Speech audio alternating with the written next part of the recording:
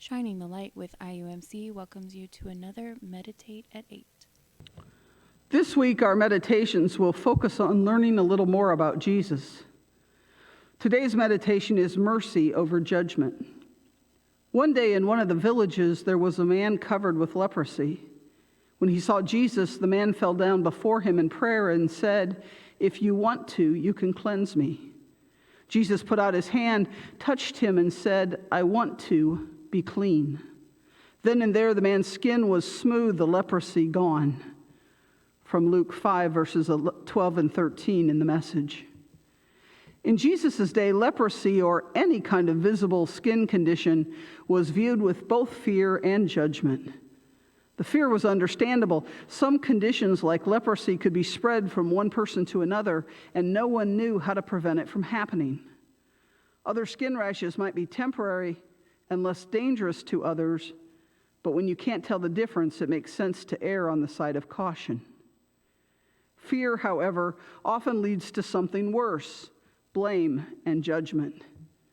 Disease became equated with sin or wrongdoing, and so the person was not just isolated physically from others, they were isolated emotionally and spiritually.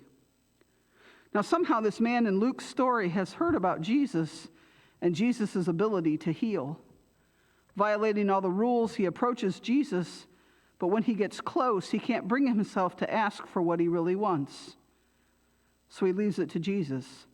"If you want to, you can heal me," he says. Jesus, moved by mercy, touches the man and heals him. In reading those words, we sometimes miss what may be the most important part of the story. Jesus could have healed the man from a distance, but he didn't. Jesus went up to the man and touched him. Imagine the man's reaction to being touched. We aren't told how long he suffered from his illness, but it's a safe bet that for that time, whether months or years, the man hadn't been touched by anyone. What does this mean for us? We can't heal like Jesus, but we can touch. We can put an arm around someone who is suffering. We can sit next to someone who is lonely and listen to their story.